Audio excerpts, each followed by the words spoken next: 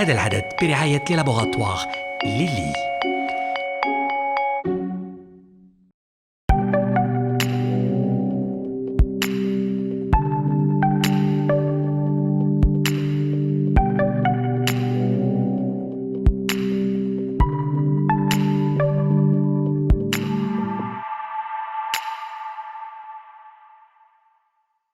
Salam, Healthy Healthy continue de s'intéresser au diabète dans le cadre de la série d'émissions consacrée à cette ère thérapeutique. Focus particulier aujourd'hui sur l'activité sportive, l'activité physique et cette question, le diabète et le sport font-ils bon ménage? Les spécialistes s'y intéressent énormément. Il est clairement prouvé aujourd'hui qu'une activité sportive régulière conjuguée à une alimentation saine contribue à prévenir contre cette maladie. ثبت أن النشاط الرياضي المنتظم مع نظام غذائي صحي يساعد على منع هذا المرض. Le diabète touche de plus en plus d'Algériens ces dernières années. On est près de 5 millions de personnes en Algérie affectées. Le nombre a considérablement augmenté en raison et en partie à cause d'une surcharge pondérale due au manque de sport. La sédentarité aussi aggrave la situation. Comment changer son attitude? Comment se booster soi-même pour être encouragé à pratiquer une activité sportive? Quel genre de sport privilégier? Assurément, certains sont carrément à déconseiller. Et l'entourage familial dans tout cela, comment il peut aider les diabétiques à bouger plus finalement. هذا يعني نتكلموا اليوم على الزيادة في الوزن، نمط حياة المستقر، الرياضة المفضلة ودور الأسرة في ممارسة الرياضة على مريض السكري. Healthy Healthy, c'est maintenant. مرحبا, bienvenue.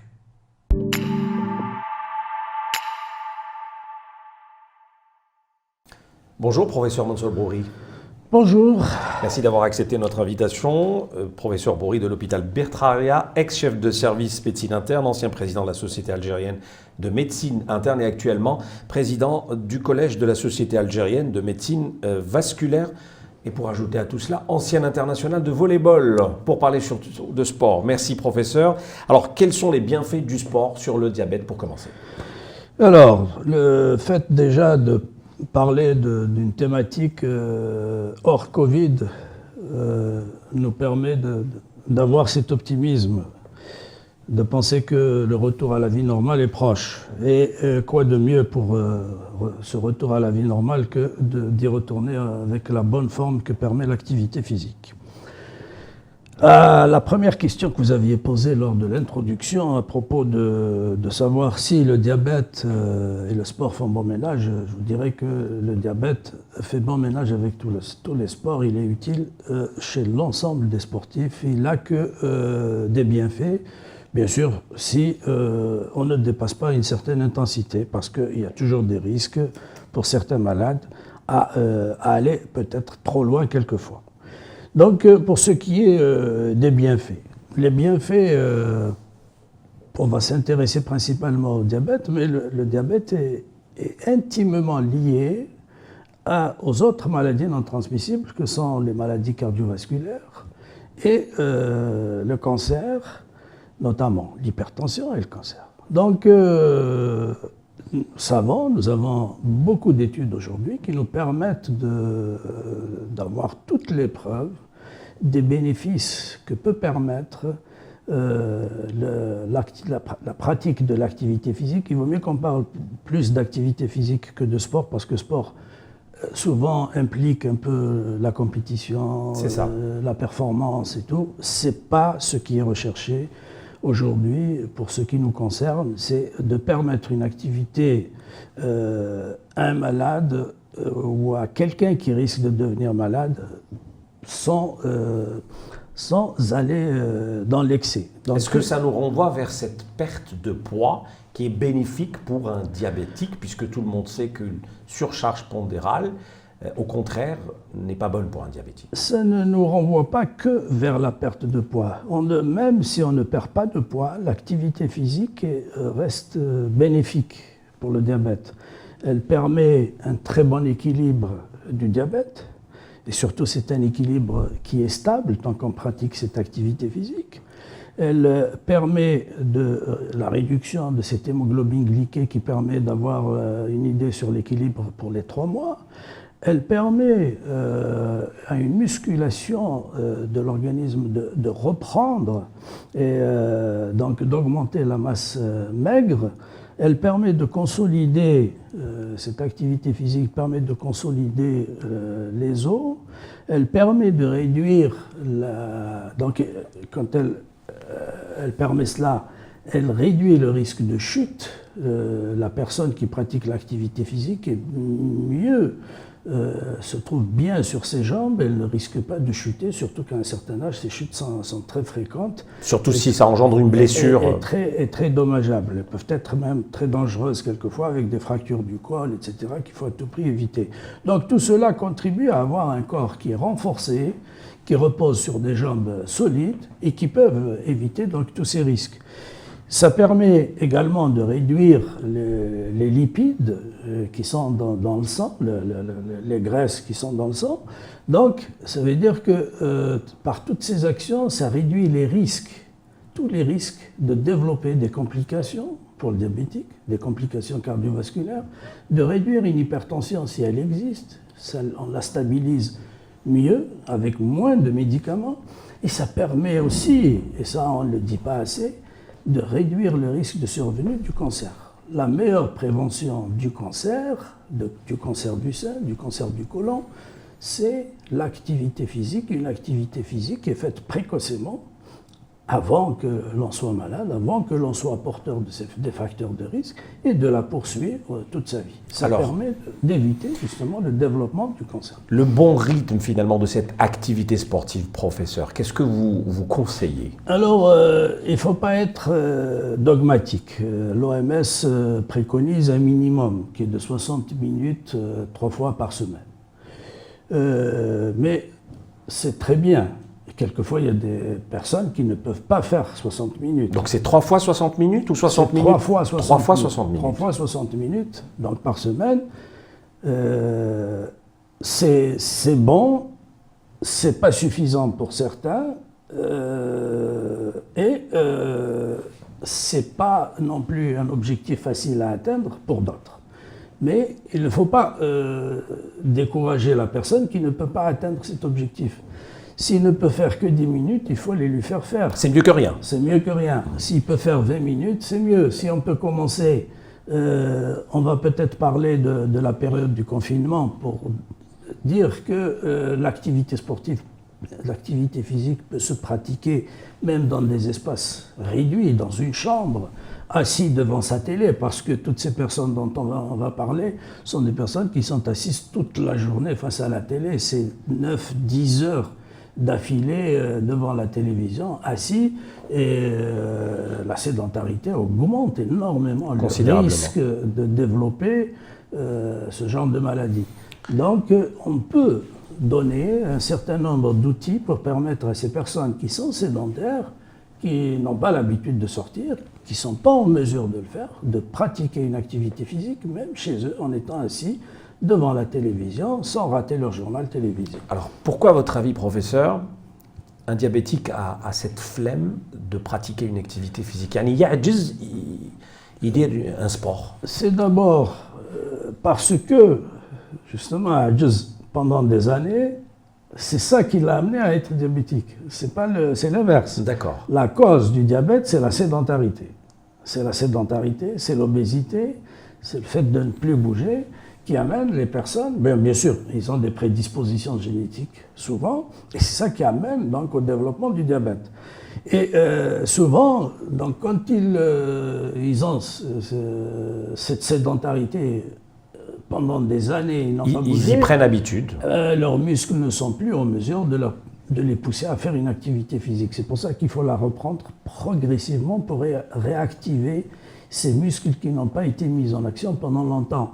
Un ancien sportif le fait très rapidement parce qu'il y a une mémoire qui lui permet de récupérer ses muscles assez rapidement. Mais quelqu'un qui n'a qui n'a pas pratiqué du sport durant son enfance, durant sa jeunesse, il lui est très difficile de reprendre cette activité physique. Et donc, avec la maladie qu'il a développée à cause de cette sédentarité, c'est un cercle vicieux, tout s'aggrave. Et l'entourage familial, qu'est-ce que vous leur conseillez aux proches d'un diabétique pour encourager L'entourage familial ne joue pas un grand rôle chez nous parce que les gens ne sont pas informés. Il faudrait beaucoup d'émissions à la télévision, à la radio, utiliser les réseaux sociaux et tout pour informer les personnes des bienfaits de l'activité physique.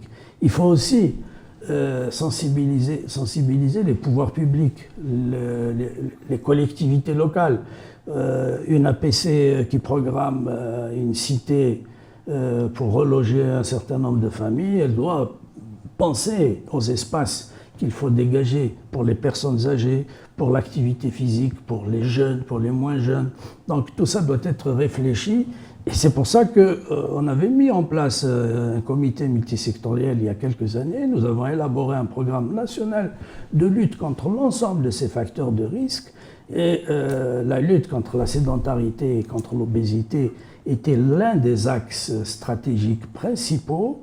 Et si on avait commencé à le mettre en œuvre, je crois qu'on aurait déjà bien avancé pour éviter ce fléau qui va nous coûter très cher. D'accord. Alors, deux activités me viennent à l'esprit. J'aimerais avoir votre avis là-dessus. La marche et le ménage.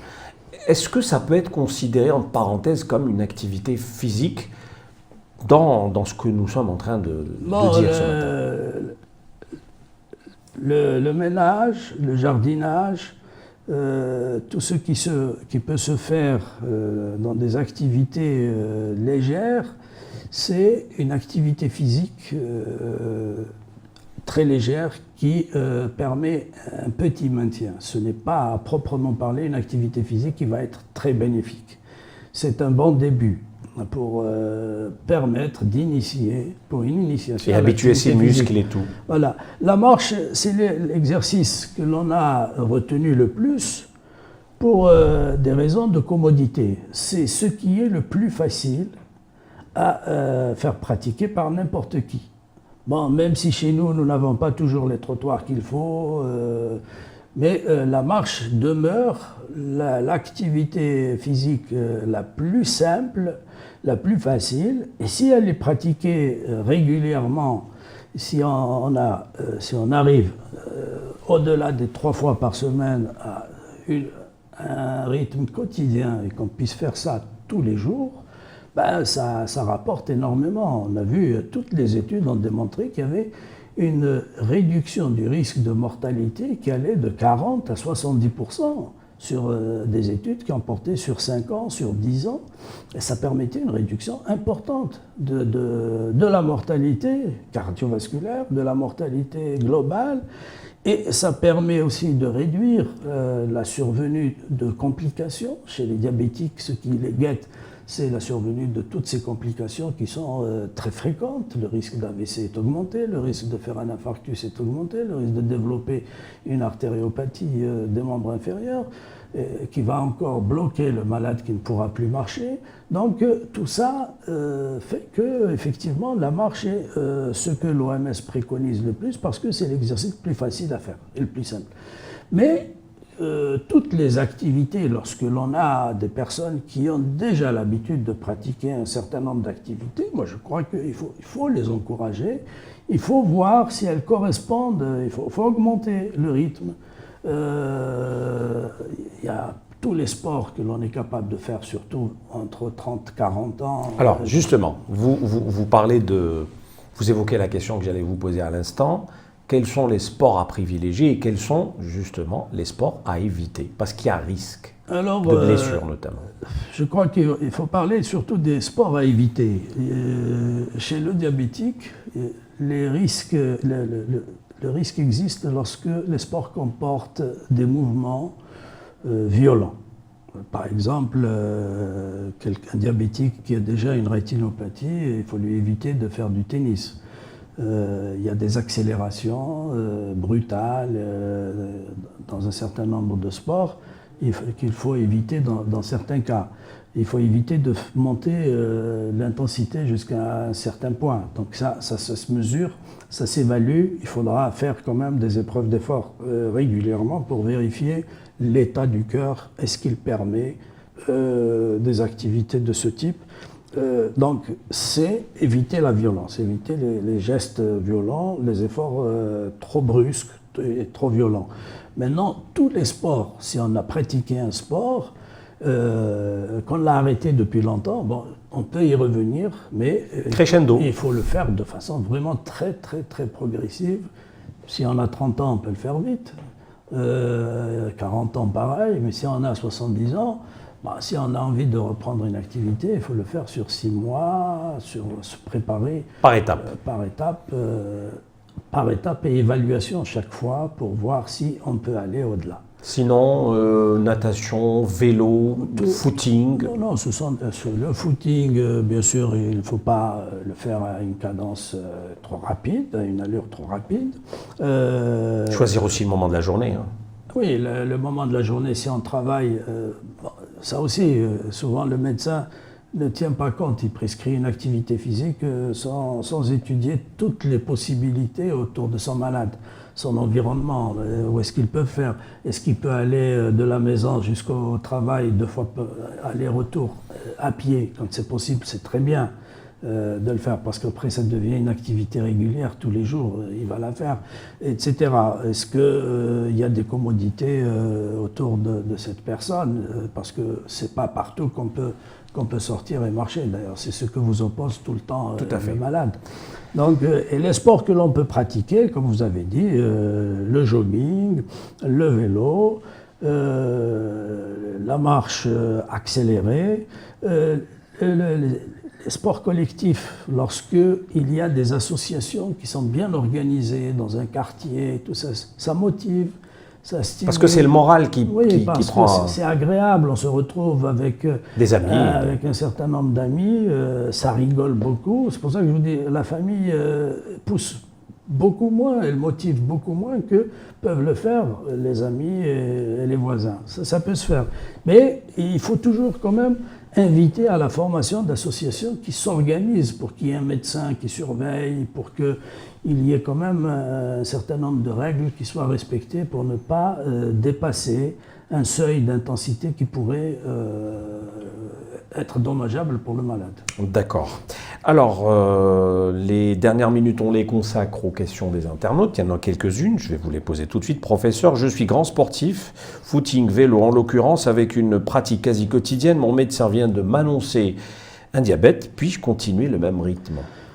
Bah, je lui dirais oui, il ne nous a pas dit quel âge il a. Oui, c'est vrai. C'est dommage, mais s'il l'a fait jusque-là, il faut continuer. Bien sûr, il faut faire un contrôle quand même. Et il faut continuer le jogging, il faut continuer le vélo.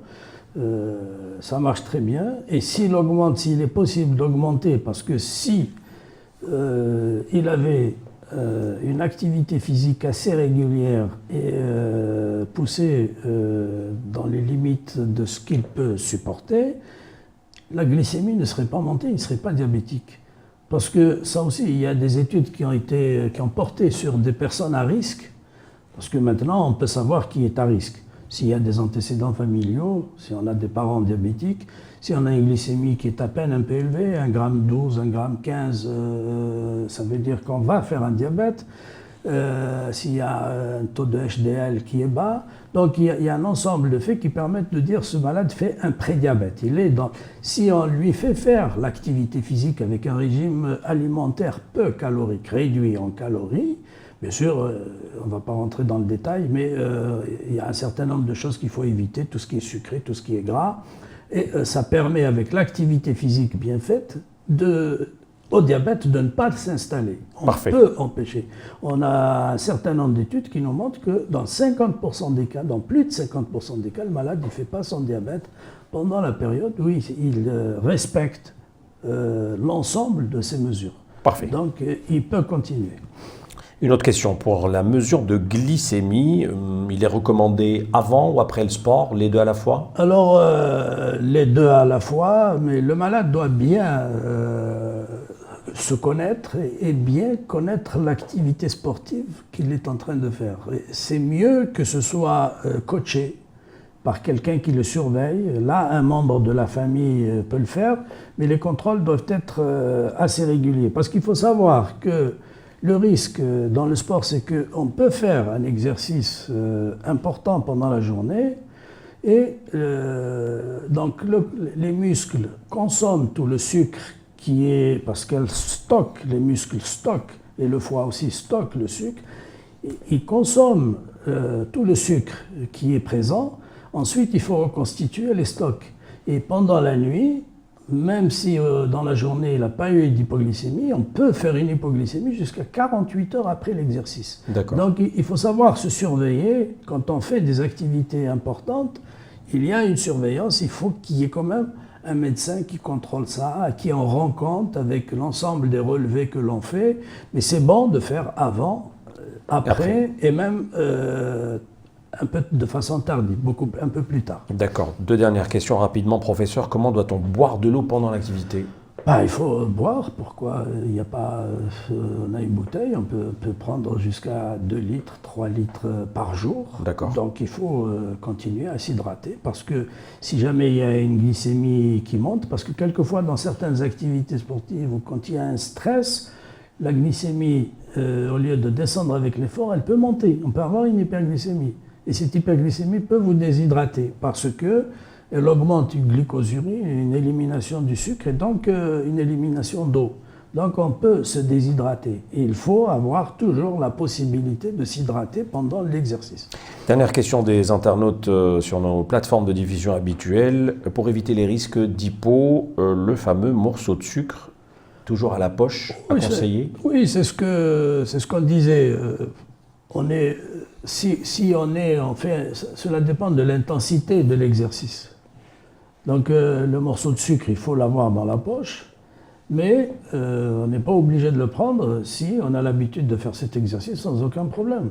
Maintenant, si on dépasse, on atteint une certaine intensité et qu'on sent qu'on est en train de développer une hypoglycémie, qu'on ait la possibilité de se contrôler immédiatement, bien sûr, il faudra le prendre. Très bien, merci beaucoup, professeur Mansour Brouri, d'avoir accepté notre invitation. De l'hôpital Bertraillac, chef de service médecine interne, ancien président de la Société algérienne de société interne, de médecine interne et actuellement président du collège de la Société algérienne de médecine vasculaire. Merci beaucoup. Vous êtes un sportif, vous vous y connaissez bien, vous êtes un ancien volleyeur, il faut le préciser. Oui, je l'ai été avec beaucoup de séquelles d'ailleurs.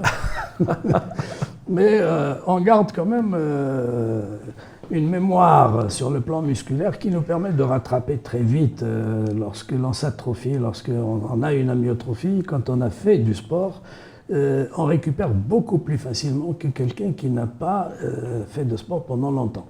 Maintenant, je tenais quand même à vous remercier pour cette invitation et pour surtout aborder une thématique pareille qui concerne une activité récréative, une activité qui procure, vous savez que quand on pratique du sport et qu'on arrive à un certain niveau de pratique, l'organisme sécrète des endorphines. Les endorphines apportent le bonheur, un sentiment de bien-être. Ça tombe bien, ce sentiment de bien-être, on en a besoin parce qu'il faut encore affronter cette épidémie, cette pandémie qui nous a confinés pendant 3 mois maintenant.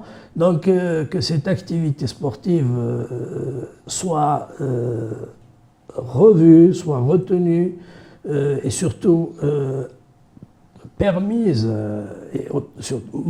en motivant ceux qui sont encore confinés à la poursuivre, même dans un petit espace, en faisant quelques exercices simples, même devant leur télévision, sans que, en étant assis ou allongé, en faisant des mouvements de flexion-extension, en prenant des poids pour les bras. Il y a un certain nombre d'exercices qui peuvent être faits dans un espace le plus réduit possible, sans aucun problème, et ça permet de réactiver notre musculation et de revenir à une vie normale avec l'ensemble de ce qui permet une qualité de vie. Et d'avoir un bon moral surtout. Merci. Et surtout le moral. Merci professeur. J'espère que ces conseils vous seront utiles. À la prochaine. Salam.